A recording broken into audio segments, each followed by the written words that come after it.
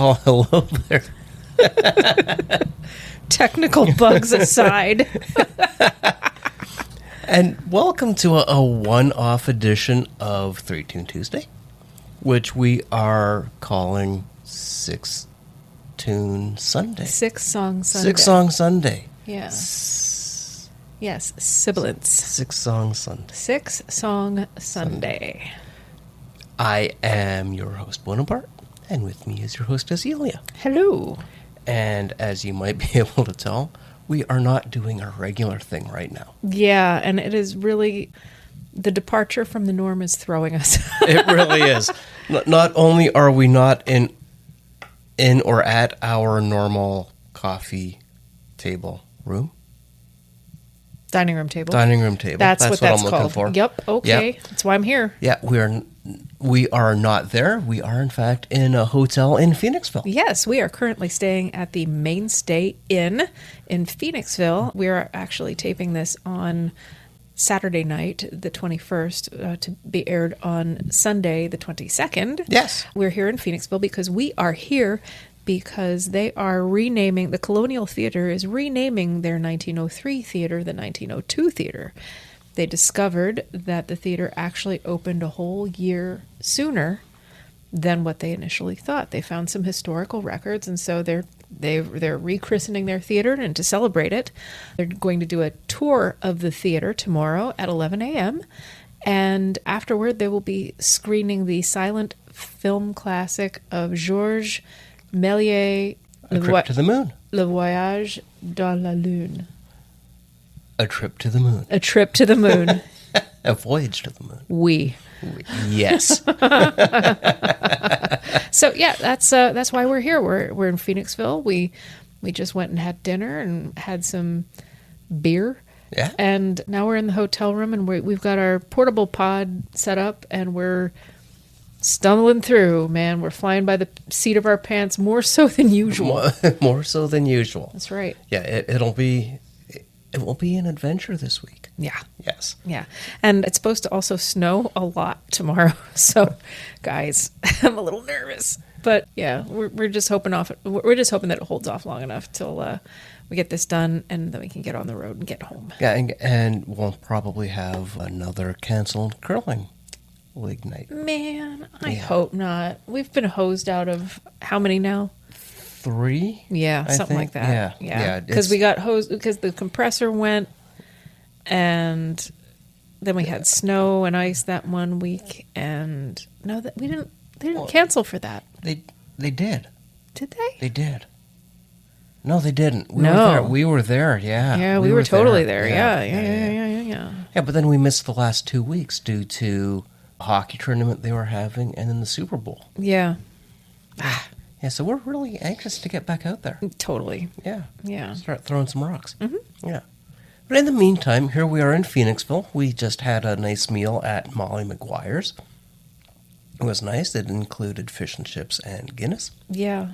And some poor dude lost his ID, and we hope he finds it. Yeah, wherever you are, buddy, we're rooting for you. We hope you just stuffed it in your wallet somewhere behind a credit card. Yeah, it's tough being in your 20s. And your brain kind of takes a hike. It does. It does. That's all right. We've all been there, pal. Good luck to you wherever you are.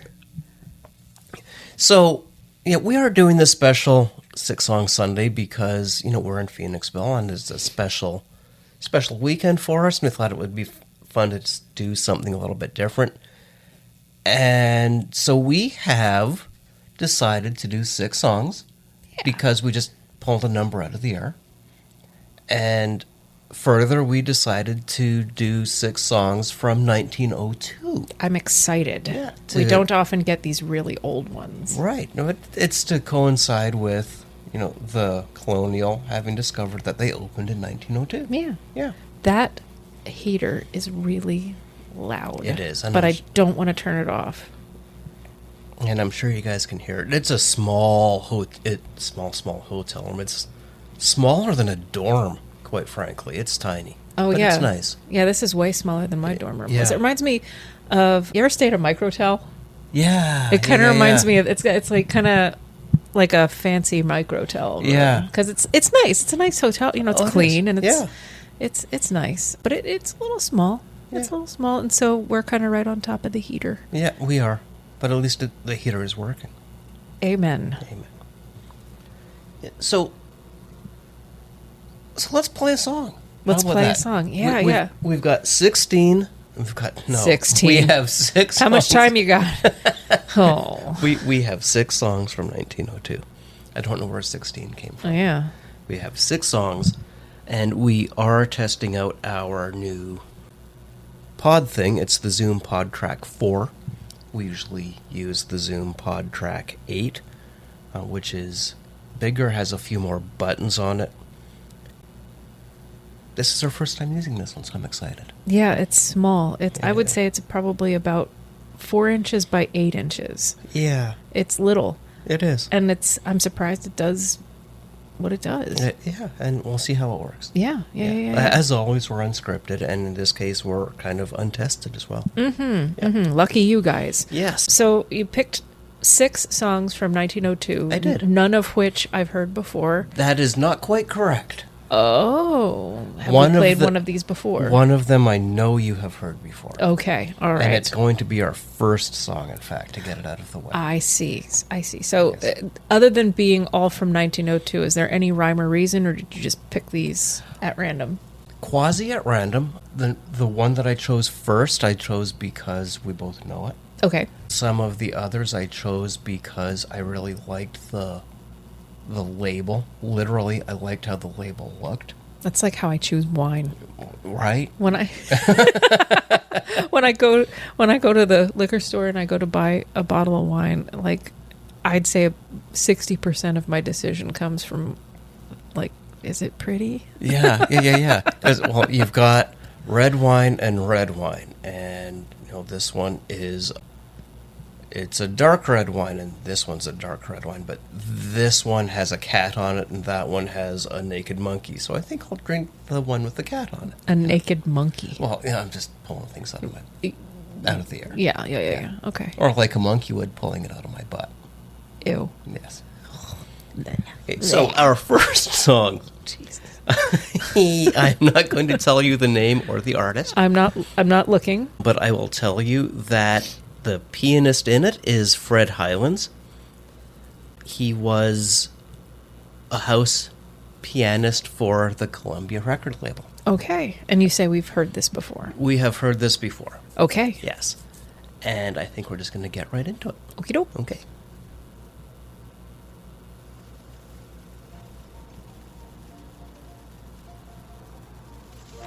I'm upset now, let me tell you why. Our old cat sneaked away upon the sly. My old ma declares it is a sign that bad luck's coming and soon to one is mine.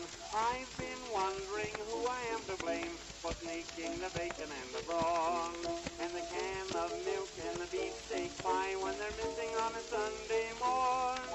Has anybody seen our cat? Has anybody seen our cat? He's got a bit of black on the end of his tail and the skin all off where he's been fighting last Sunday morning. We missed him from the mat. Put, meet. Has anybody seen our cat? Every night as soon as we're in bed, all his old pals gather overhead, gently calling for him to come out and play a game of leap ball round the gutter of the spout. In despair, I went to the police. They told me not to feel so blue. He might turn up in a penny mince pie or with his wife in a day or two. Has anybody seen our cat? Has anybody seen our cat?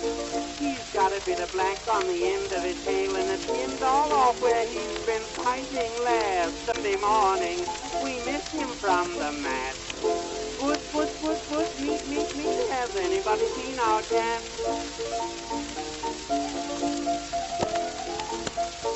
How we love that cat, nobody knows. Put butter on his feet and pepper on his nose. When he caught cold, gave him such a rub, covered him with poultices and put him in a tub. When the toothache troubled him so bad, and I found little Tommy couldn't eat, I tied up his face, put mustard on his chest, and got another cat to chew his meat. Has anybody seen our cat? Has anybody seen our cat? He's got a bit of black on the end of the tail, and the skin's all off where he's been fighting last Sunday morning. We missed him from the mat. Puss, puss, puss, puss, kitty, kitty, kitty. Has anybody seen our cat?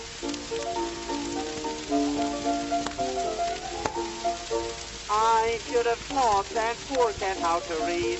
It would have helped him an awful lot indeed.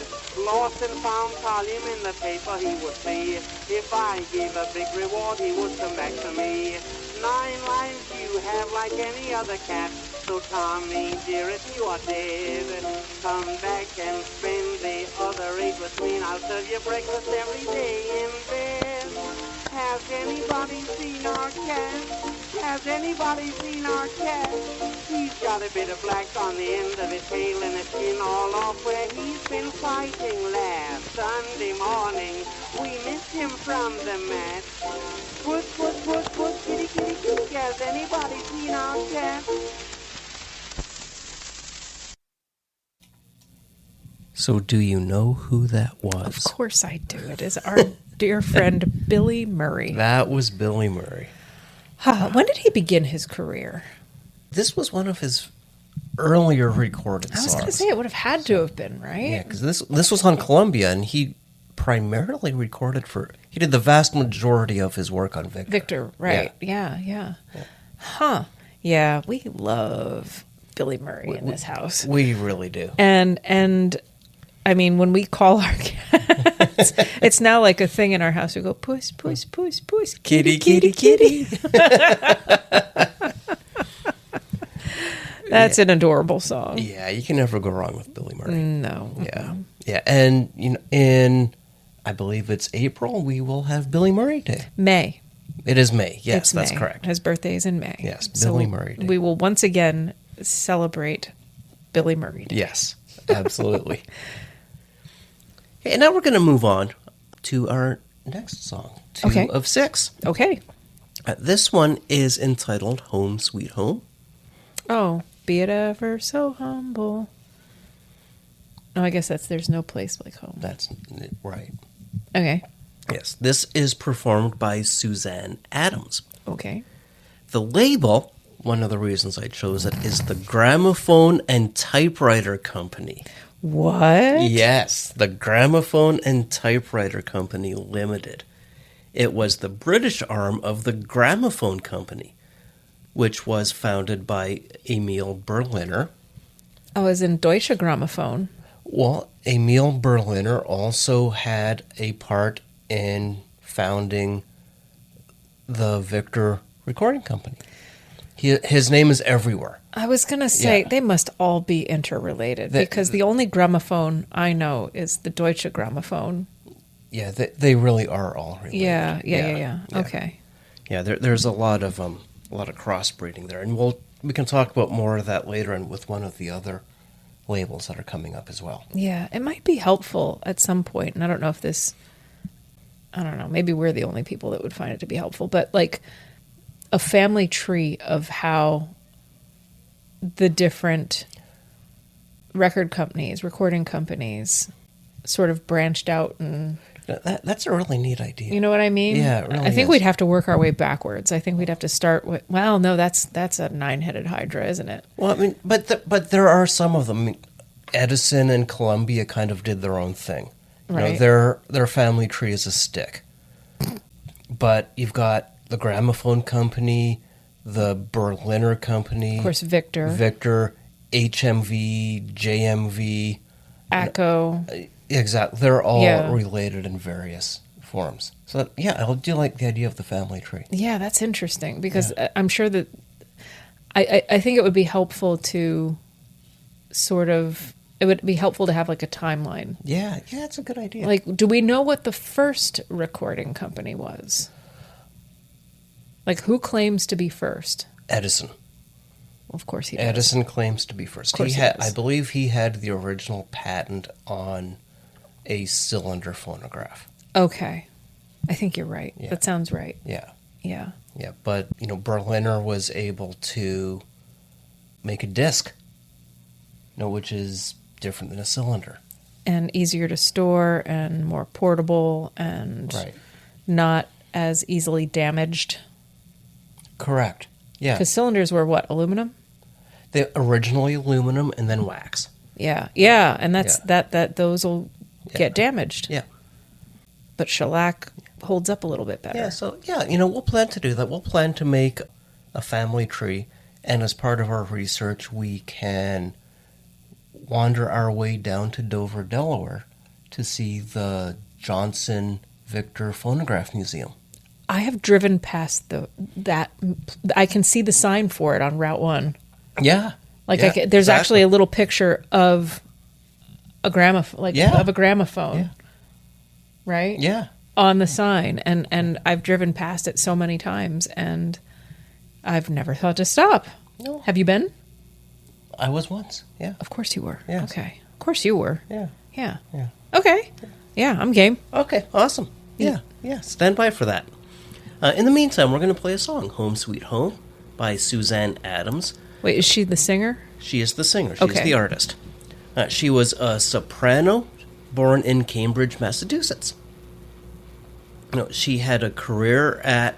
this is really very interesting because at dinner we were speaking about this in a roundabout way. She had a career at the Paris Opera and at Covent Garden.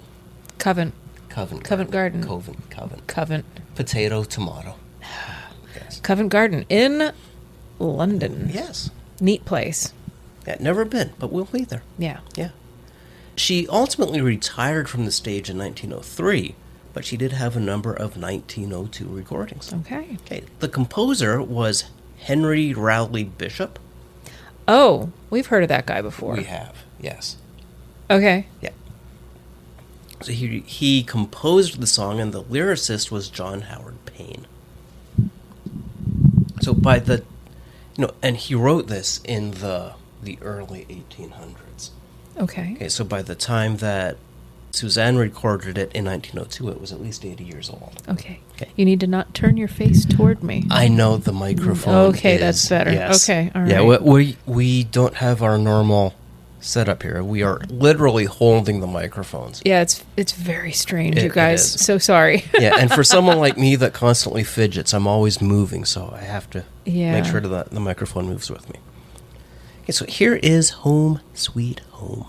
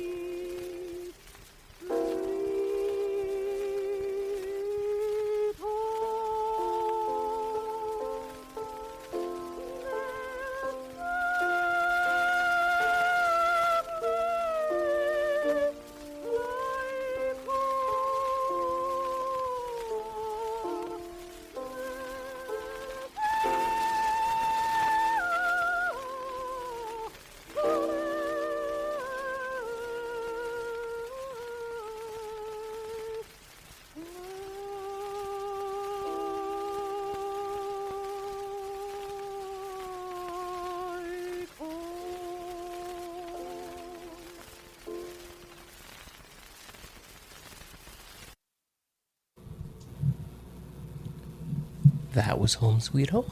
That was not my fave. Gotta say, Well, sounded that's like fair. a dirge. That's fair. Yeah, I'm sorry. Yeah. So apparently, this song first appeared. So this John Howard Payne and Sir Henry Bishop wrote an opera called Clary, Clari, or The Maid of Milan. Oh, sorry, yeah. The whole title is Clary, or The Maid of Milan. And it's from 1923. Yeah. I gotta say, I think that it was a little bit saccharine. Well, but nonetheless, it is a song. Nonetheless, it is a song. And we played it. And we played Yes. it. And I just think that, I don't know, did it have to sound, it sounded like a funeral. It sounded like, okay, let's bury this guy. Well, maybe she didn't really want to go home because her mom was still there. I don't know. I don't know. But yeah, I don't know the context of what it was like in the opera, so maybe it called for that sort of melancholy. Maybe, and the recording itself wasn't the greatest. No. Yeah, it didn't do much to improve her voice. But Brent, too, we're not going to see high fidelity, that's for sure. Sure. Yeah. She definitely was a soprano, though. Yes, she was. Mm-hmm. Yeah. Now, our next song, should sound much better. I think you'll appreciate this much more. This next one is by Enrico Caruso. Oh my goodness. Yes. Okay. Yeah. Very, very, very, very, very, very, very, very famous tenor from the early 20th century. He had to have been a kid in 1902. When was he born? He was born in 1873, so maybe Oh, not maybe quite not. a kid. Okay. Yeah, not quite 30, but I suppose that does make him a kid. Well, to us. Yeah. Yeah. Yeah. Yeah, he was just an incredible vocalist.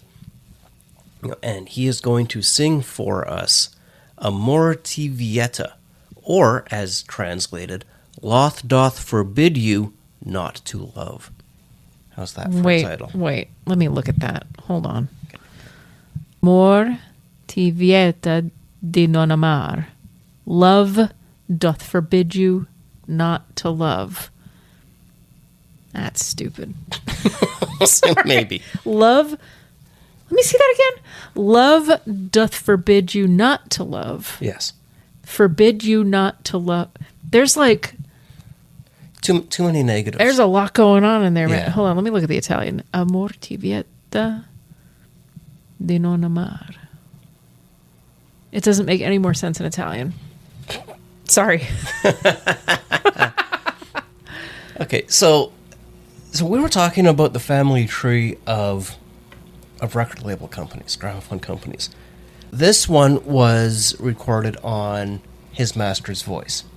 Oh, okay. So his master's voice, fascinating history behind it, because that's ultimately where Nipper came from. The little dog. The little dog. with peering into the horn of the gramophone. Yes, listening for his master's voice. That's adorable. Yes, Nipper. Nipper.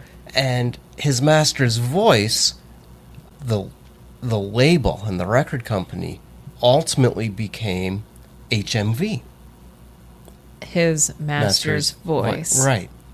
So wait, that's not... I thought that was Victor. They're all related. Oh my God. Wait for the family tree. Yeah. Yeah, it's... So there was literally a label called His Master's Voice. Yes, absolutely. It was a British label. But like, we all associate the Victor label with the picture of the gramophone and Nipper. Yes, in the United States, Victor had the rights to Nipper. I see. In England, HMV had it. In Japan, JMV had it. Japan, I forget what the M stood for, but it's essentially Japanese Victor. Oh, okay. Yeah. All right. That's what the V stood for. Huh. Yeah. So, yeah, there's been a lot of crossbreeding. That poor dog needed more ancestors than what he had. But yeah, it'll be an interesting family tree. When we Yeah, get there. I'm interested to see it Yeah. because that'll help me put everything kind of in. I like a timeline. I like to know sort of the context. Yeah. So Yeah, it'll be good. so this is on His Master's Voice, Yes. the label, Yes. 1902. Yes. And this is Caruso singing. Yes. And who's our composer, please? Our composer is Umberto Giordano. Umberto Giordano. Yes, an Italian opera composer of the Verismo school. His opera Fedora from 1898 is where this particular song comes from. Fedora? Fedora. Huh. Like the hat. Yes, would you like me to spell it for you? No. Okay. Smart ass. Yes. Go on. Not wrong. Giordano is best remembered today for Andrea Chenier, but Fedora was very popular in its time. Wait. Known for what? Let me look at that, please. I can't see it. Andrea Chenier. Yeah, that's... Huh. Yeah. Interesting. Yeah. I've never heard of it. They did back then. Apparently. Yeah. Anyway, Yeah. sorry to interrupt. No, Keep it's going, all good. please. Well, not much more to say. This particular song, it's... Oh, shit. Did you hear that? I did. I think a lot of you might hear that too. I think I just peed Yeah. myself a little. Somebody gunned an engine outside. Yes. Oh. Yeah. So this is a short aria. It's, I think, less than 2 minutes. It's not going to take very long. Okay. Yeah. But it's Caruso singing, so it's going to be good. Awesome. Okay. All right.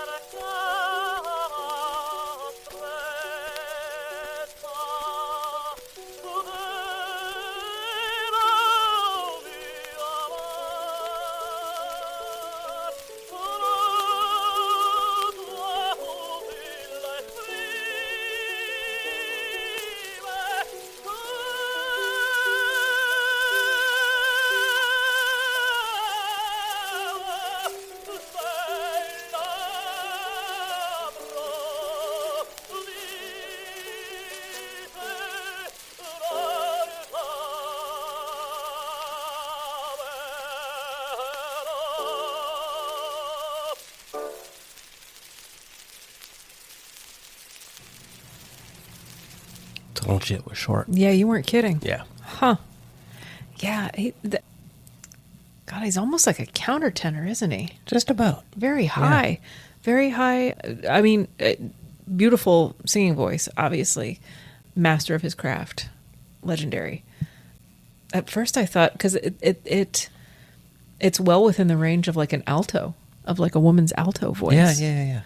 But so well done. Very well crafted. Very good. Yeah. And our friend with the engine has gone outside now, Yes, so that's thankfully. good. Yeah. We will not share with you the names that we share about people with trucks, such as that. We don't want to offend anybody. We don't. But, I mean, honestly, during the entire 2 minutes of that song, you didn't hear that, listening audience, but he gunned that freaking engine the whole time. I could almost not hear it. But anyway, yeah, I liked that. That was good. Yeah, it was nice. I like Caruso. Yeah. Always a hit. Yeah, I personally, I typically prefer non-vocal songs from this particular era because I don't think that the technology was good for picking up the voices and the nuances of the voices. But some of them, like Caruso and Henry Burr and Billy Murray, they really really came through. Yeah, and also the conventions of the day, what was considered to be proper stylistic singing back in the day differs a lot from what we hear today. Opera singers from back then don't sound like opera singers today. Right. They were instructed differently. They were taught differently. Technology as well. Although, I mean, an opera singer really doesn't need any amplification at all. Right. But people are what was considered stylistic. It's kind of like ballet. What was considered stylistically appropriate for a ballet, for ballet and the study of ballet and how ballet is supposed to look has changed a lot over the centuries. Yeah. Like ballet as Henry VIII practiced it. And Henry VIII was a very talented dancer, believe it or not. And he studied ballet. But the ballet back then we would not recognize as ballet today. Right. And it's almost the same thing with singing and training to sing. There have been different methods and stylistic changes over the course of the years. So it sounds a little bit different to our ears because they were really heavy on a constant vibrato. There was a lot of portamento between pitches, and like sort of like that sliding between pitches instead of just attacking each note cleanly. It's just different to our ears today. Yeah. And some people have a preference for it and some people don't, and to my mind, there's a reason it fell out of fashion. Sure. So, yeah. But it was good. I mean, Caruso, can't go wrong with Caruso. Oh, definitely not. Beautiful instrument. Yeah. So before we go on, I do just want to say that right now I kind of feel like Gene Rayburn holding a long skinny mic. Because whichever way I turn my head, I've got to keep the mic there with me. Oh my God. Yeah. I remember those long skinny mics. Weren't they awesome? They were great. They should still have those. Oh, I mean, they're kind of like almost the length of pole vaults, it seems. Yeah, like it was like, for the youngins who don't know what we're talking about, like the old game show hosts used to have these ridiculously long, like these... It must have been 3 feet. No, I wouldn't say it was 3 feet, but it was easily like 1.5 feet. And it was like, and they had like the microphone, the little part that you speak into was like a little tiny ball. Yeah. And then this like long, skinny, no more than like maybe 3/4 of an inch. Oh yeah, it was super thin. Yeah, stick that it sat on top of, and of course they were all wired mics back then. They didn't have wireless mics back then. And like Bob Barker, I remember had one. Yeah, that's right. Yeah. All the game show hosts had those like real weird long microphones. Yeah, and I feel that way right now. But it's not quite as long. I'm just holding it. Yeah. The way we're, usually these things sit on the table. Yeah. But we've had to improvise, and we're kind of holding onto the tripods as though they were skinny mics. Skinny mics. Okay, that said, wow. Time to move on to a band that you've heard before. Oh, okay. Yes. So the song is named Scotch Dance, and it is from Much Ado About Nothing. I do Scotch dances all the time. It's not that kind of Scotch dance? Not that kind of Scotch dance. Man. Yes. Wait, from Much Ado About Nothing? Yeah. The Shakespeare play? Yeah. Pretty sure that wasn't a part of that. Composed by Edward German, a Welsh composer who specialized in light opera and incidental music in the tradition of Arthur Sullivan. Oh, no. His incidental music to Shakespeare's Much Ado About Nothing in 1898 was highly praised and widely performed. And that's where this came from. No. Don't say, oh, no. Gilbert and Sullivan. Kill me. Well, so I will not. Oh, my God. So, well, wait a minute. Let's back up the historical train here for a moment. Much Ado About Nothing was famously set in Italy. Yes. And this is called the Scotch Dance? Yes. Make it make sense. No. Request denied. Well, I guess that's the end of that discussion. Okay. So the song is an instrumental selection. There are, by definition, no lyricists involved. The pairing of a stately bourrée with a lively Scotch dance Beret. made for a pleasing contrast. It's a beret. It's a beret. Not a Yes. beret, not like what you wear on your head, but a beret. Yes. Bouree, I believe. That is correct. Yeah. Yeah, so it's not, it's a Scotch dance. It's not named Scotch dance. It's a Scotch dance. The beret? This one is. I have to revisit this off mic because I am confusion. But go on, please. Yeah, I'm not going to help you. Yeah, no. Because I don't know enough to help you. Recorded on the Victor label in, of course, 1902. And this would have been one of their first songs since the Victor label was founded only in 1901. Oh, wow. Okay. Yeah. Yes, this would have been new to them. The Victor Company, I'm going to throw this out there. I think we both know this right now, but I'm just going to throw it out because it's part of the discussion that we had earlier. The Victor Company became the dominant American record label, and its partnership with the Gramophone Company to share the His Master's Voice trademark, Nipper, gave it prestige. So they were all related somehow. Nipper was branding. Yes. It was probably early branding. People, saw and recognized the adorable little Jack Russell. Yep. And the horn of the thing. Yeah. And so it became instantly recognizable. And even to this day, people can look at it, and even young'uns will know what it's about. It's a record label. It's about, yeah. I remember seeing that.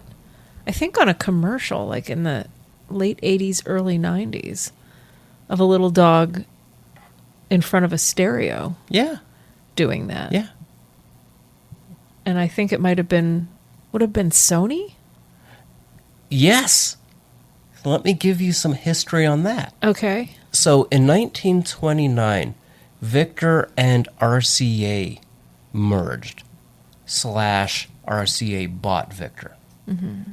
RCA was not stupid. They knew that the Victor label had a lot of appeal, and so it became RCA Victor. Right. RCA Victor ultimately was consumed by Sony. That makes sense. Yes. So recently, like the last 10 years, there have been two companies, one named Victrola and one named Victor, that were able to strike deals with Sony to use the names Victrola and Victor. I see. But Sony was adamant they would not give up use of the dog. So Nobody wants to fork over the dog. Neither Victrola nor Victor have the rights to use Nipper. That's nuts. Yes, because it has that much appeal and brand name to it. It's brand recognition. That's exactly what it is, yeah. That's amazing. Yeah. So I'm going to play the song, and I am going to challenge Yulia to identify the artist. Okay. Okay, Scotch Dance.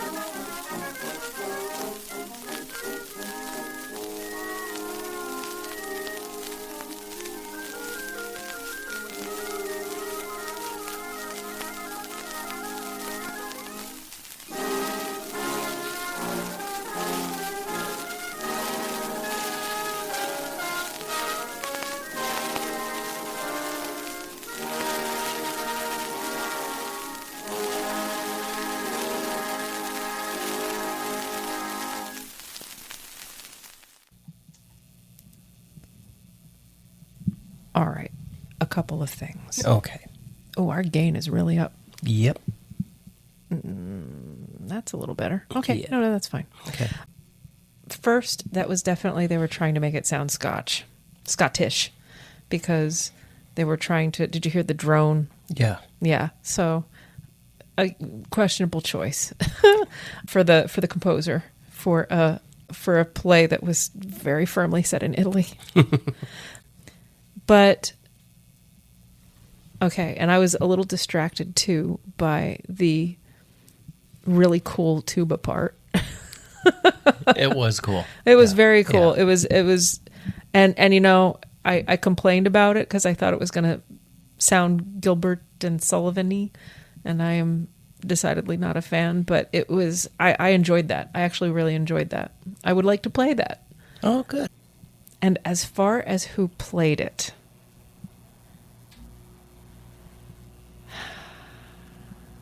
was it Sousa's band? It was Sousa's band. Of course it was. Nicely done. Yeah, Yes. yeah.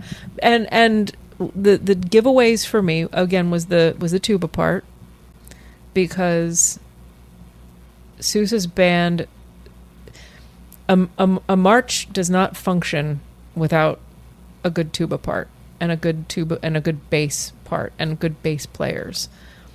And what the other giveaway for me was the piccolo. Oh, okay. The piccolo Yeah. player, because there's usually only one or two in any band, because any more than two piccolos and like people will come after you with pitchforks and torches. But the very adept playing of the piccolo and the bass were the giveaways for me. That's it just had all the hallmarks of Sousa's band all over it for me. Yeah, and I'm going to remind everyone that Yulia does not hear these songs before we go into this. Honest to God. And I'm not paying, I did not read anything over, like, and I can't, like, he's got, Boneapart has his tablet over here, and it's facing kind of away from me, and even if it was facing toward me, I couldn't see it, because my eyes are garbage. I can't see anything without my glasses, and I don't have my glasses on currently. So yeah, I'm proud of myself. Yeah, I'm proud I of am too. myself. That was well done. Yeah. And I do this on the radio too. Like, I'm pretty good at picking things apart and you really are. and guessing the artist. Yeah. I'm not 100% accuracy, but I'm pretty close. Oh, it's amazing that we'll be listening to something and, she'll just perk up and say, oh, this is, blah, blah. And I look it up and like, yeah, that's exactly who it was. Yeah, and like not mainstream stuff, like obscure kind of deep cut stuff. Yeah. So, yeah. Everybody's got a freaky talent, and that's mine. But don't bump. Yeah. Okay, we're going to move on to song 5. We're getting close to the end. And we are going to circle back and do another Caruso song from 1902. Cool. Okay. Yes. This one is Un Bacio Ancora. Un. Bacio. Actually, it's probably not Bacio. It's Baccio. Bacio. No, that's Baccio. Ancora. Ancora. Ancora. Yes. This was recorded on the Zonophone label. So, Zonophone. Yeah, we've played Zonophone label records before. Yeah, I was really looking for a variety of record labels more than anything. Yeah, because I think they look pretty. Seriously, if I love the way record labels look. It's an art. It really is. Kind of like bookbinding used to be. Yes, exactly. Like old book covers are really gorgeous. They're embossed and gold leaf and all kinds of artistic elements to them. So that does it. People crafted things, I guess, with a little bit more care back then. Yeah, exactly. Yeah. So Zonophone was founded in the 1890s and was ultimately absorbed by the Gramophone Company and Victor in 1903. Okay. Now, a lot of inbreeding here. Oh, don't use the word inbreeding. Sorry, too late. Can't take it back. No take-backs. So we've spoken about Caruso before. We don't really need to speak too much about him anymore. The composer was Trimarchi. Spell that, please. Trimarchi.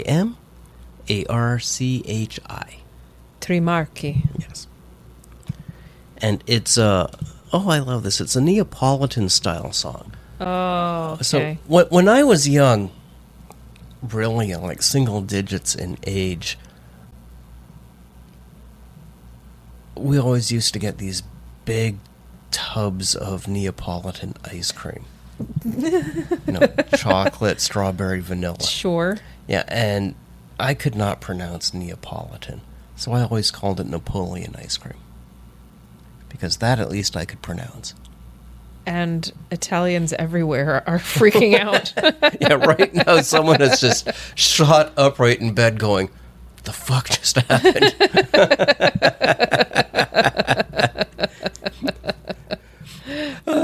Yeah, so An Italian guy somewhere is Vafancula. Exactly. Yeah, so enough said about that. Let's just play a song. Well, so before we do that, so I know bacio means to kiss. Yes. Ancora. Cora is heart, I think, right? More. It translates to one more kiss. Cora. Ancora. Oh, like encore. Yeah. Is ancora, is it A-N, is it one word? A-N-C-O-R-A. That's one word? Yes. Oh, that makes perfect sense. Yes. Okay, yeah, okay. One more kiss. Yes. Neat. Yes, and it's a Napoleon-style song. Sure. Okay, my work here is done. Let's play a song. Here begins tape number 236. Caruso Zonophones. Item 1, Enrico Caruso on Zonophone X1550, Un bacio ancora. Un bacio ancora, melodia di Trimarchi.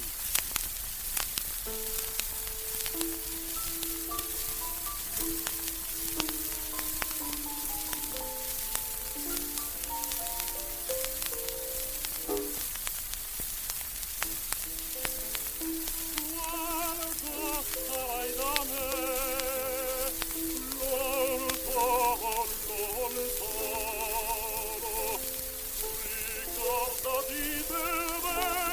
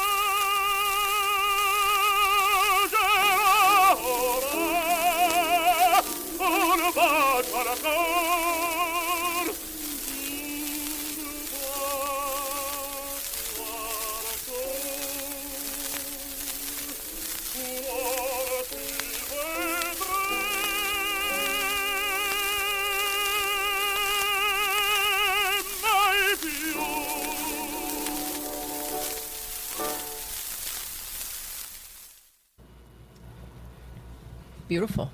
Yeah. I mean, apart from that dude in the front who was what was that? Okay, so we don't always play these songs ourselves. Sometimes we, pull them down from like the Library of Congress or archive.org. Sure. Yeah, and in that case, that just happened to be the prefix for the engineer who was digitizing the song, what he was doing. Okay. Yeah, all right. that's all that was. Yep. Yeah. Thank you, dude. Yes. So yeah, of course, masterfully done. Caruso, you probably heard it, played with dynamics, getting louder and softer throughout the course of the piece, and sort of following the line of the melody as it climbed up. He would get more passionate and louder, and he gave it some place to go. He started off very quietly, and then he gave it somewhere to go, which is that's part of the art. Definitely in the Neapolitan style, which the Neapolitan style is very dramatic and passionate, and like O Sole Mio, which we all know. O Sole Mio. Yeah, that's in the Neapolitan style. That's probably the most famous Neapolitan style aria that everybody knows. Yeah, I enjoyed that. That was beautiful. Yeah, I loved the piano in it. I thought the piano was very cross between ethereal and haunting. Yeah, and also supportive of the soloist. Right. A good accompanist is like a good bra. Makes you look great and gives you support. And that's exactly what the pianist did there too. Really lovely. Yeah, I like that. Yeah. So now let's move on to song number 6. It's our last song of the day. Oh. Yeah, it is. This is Ave Verum Corpus. Ave Verum Corpus. Tomato, potato. It's Latin. I'm not. Okay. Yeah, we go through this weekly. Yeah. Yes. This is performed by the Sistine Chapel Choir. Is this the Mozart Ave Verum It Corpus? is. Ave, Ave Verum Corpus. Yes. Yeah. Now, the Sistine Chapel Choir is one of the oldest choral ensembles in the world, and its roots go back to the 15th century. So this recording in 1902 is the first time that the choir had ever been recorded, in fact. Oh, neat. Yeah. Okay. Yeah, so we've got a really fun recording to share here. I'm excited. Yes. It was recorded on the gramophone and typewriter label, I again. love that. Gramophone and typewriter. Yes. But this one was labeled as gramophone concert record, which denoted their prestige classical series. The highbrow stuff. Exactly. Okay. Equivalent to the Victor Red label. Sure, Yes. sure. Yeah. Classy. Exactly. Classy. And of course, the composer was Mozart, or as some people might know him by, Wolfgang Amadeus Mozart. The one and only. The one and only. Composed in June of 1791. And not much more to say about that. I mean, we know the label, we know the composer, and, the choir's been around forever. And I want to say this was from the Missa Solemnis. I do not have that listed. What I know... Solemn Mass. I could be Yeah. wrong. I don't know. I'd have to look it up. I mean, it's definitely a sacred choral work. Oh, yeah. So, I've sung it. I've sung it many Okay. times. Yeah. Okay. So, yeah, let's play a song. Cool. Okay.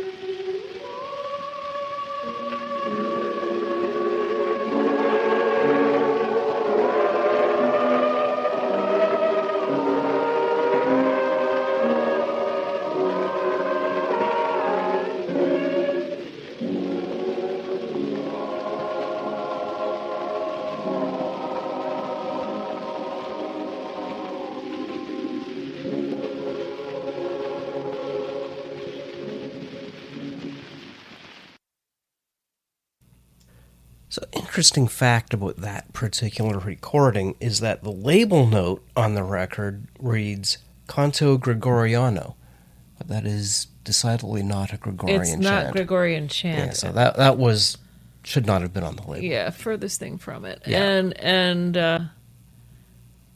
And which choir sang this? The Sistine Chapel Choir. Little shaky.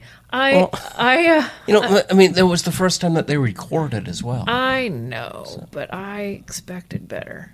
But I'm a little snooty. You know, just because something has a history doesn't mean that they're necessarily great. Well, this is true. This is very true. But